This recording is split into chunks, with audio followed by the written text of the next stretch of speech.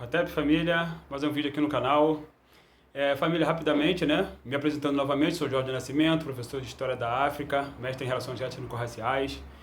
E hoje a gente vai fazer um bate-papo rapidamente aqui sobre uma questão que nos impacta muito, que a gente está sempre trocando ideia, e às vezes acontecem alguns conflitos de informações, que é sobre a nossa identidade étnica, né? Se somos negros ou pretos. Eu conheci um irmão chamado Nabi Clifford. Ele é de Gana, ele é do povo Akan. Eu o conheci por volta de 2015, 2016, que eu o conheci, e na Câmara dos Vereadores aqui no Rio de Janeiro. Nós estávamos conversando exatamente sobre isso. Ele dizia que ele morava aqui no Rio, né? Então, há 30 anos. E ele dizia que ele discordava de como os africanos daqui, do Rio de Janeiro em particular, do Brasil de uma forma geral, mas do Rio de Janeiro em particular, se referiam a si mesmos. Que ele dizia que é errado o negro se referir como negro. O certo é se referir como preto. Porque preto é uma identificação positiva e negro é uma identificação negativa, cunhada pelos brancos, porque negro vem de necro, né? Que é uma palavra grega. Ao qual eu concordo com ele, né? Necro é uma palavra grega. O que eu discordei dele foi o seguinte: segundo ele, a palavra preto tem mais conotações positivas, né? A grana preta, enfim, dentre outras informações, outras frases que ele me falou, enquanto que o negro tem sempre conotação negativa, a palavra negro tem conotação negativa, né? Por exemplo, a fome é negra e etc. Só que eu falei para ele o seguinte: irmão, eu moro no Brasil há 43 anos, mais ou menos, essa é a minha idade, né? Tenho um pouco mais de 40 anos. E aqui no Brasil a gente tem algumas diferenças e algumas coisas que a gente precisa debater. Eu falei com ele, a gente precisa debater. Aliás, o vídeo do Nabi, ele está constantemente circulando aí pelos WhatsApp da vida, justamente abordando essa questão aqui, né? O nome dele é Nabi Clifford. E ele falou: Jorge, eu moro no Brasil há 30 anos. Eu falei: ok, irmão, só que eu moro no Brasil há 40, há mais de 40 anos. E eu sei como é que as coisas funcionam aqui, né? E aí, o que acontece? Eu falei para ele o seguinte: olha, essa questão ela é muito sensível, né? Por quê? Porque a gente não pode simplesmente se basear pelo como os portugueses, que foram que escravizaram as populações que vieram para o Brasil, como eles se referiam aos negros, às populações africanas, né? De forma negativa. Porque essa visão negativa da cor negra, eu estou explicando para ele, ela remete ao princípio da criação, do surgimento da visão racial. Só que a visão racial, diferentemente do que muita gente entende, ela não surge no século XV, no século XVI, por conta do capitalismo. Absolutamente. A visão racial, conforme explica Cheikh Anta Diop, conforme explica Carlos Moore nas suas obras, surge por volta de 1500 anos antes da era cristã, quando as populações leucodérmicas, chamadas árias, saíram do centro da Ásia atrás de recursos e invadiram a Índia, o grande território da Índia, que nesse período era ocupado por 3 grandes civilizações negras africanas da Índia, né? Africanas na diáspora, ou seja, na Índia, que eram Harappa, Mohenjo-Daro e Shanhu-Daro, né? Isso está perfeitamente explicado, não só em obras de pesquisadores de referência, pesquisadores pretos, pan-africanistas, da mesma linha que eu sigo, como também está numa obra chamada A História da Índia, que foi produzida pela BBC de Londres, né? Lembrando que os britânicos colonizaram a Índia, né? No período mais recente da história, e apresentado por um historiador chamado Michael Wood, né? Ele fala disso. Eu, inclusive, tenho esse documentário aqui na minha casa.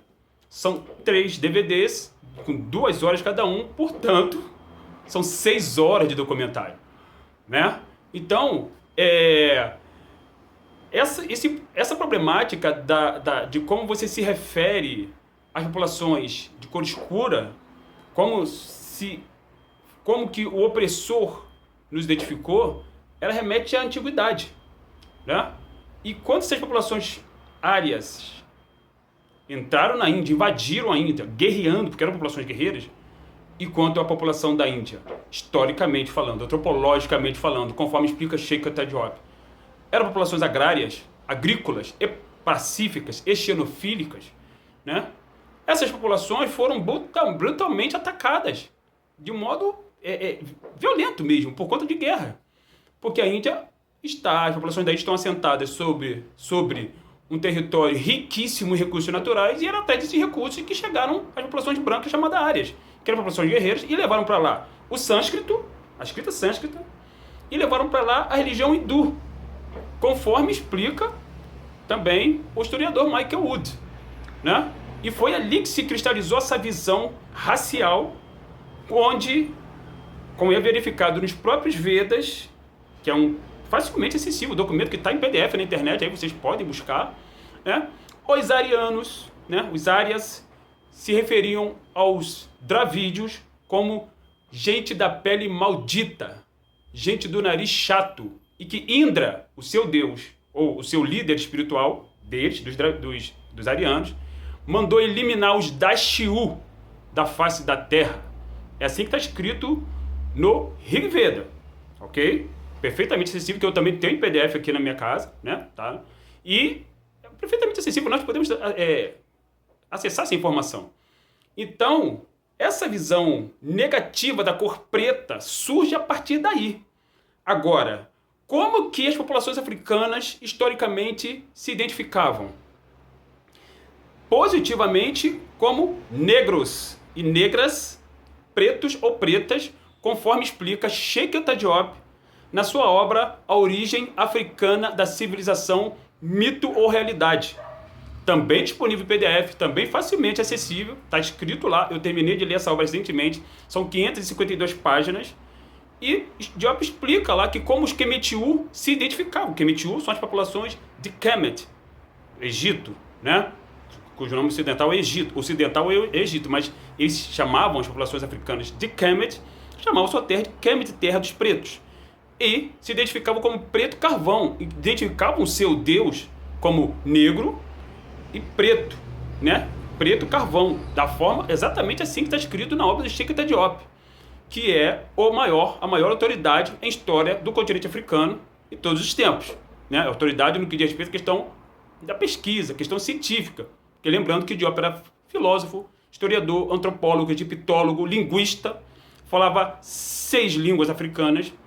Além disso, ele falava francês, latim, grego e árabe, né? Então, é um pesquisador profundamente preparado, né? Ancorado em uma vasta cultura.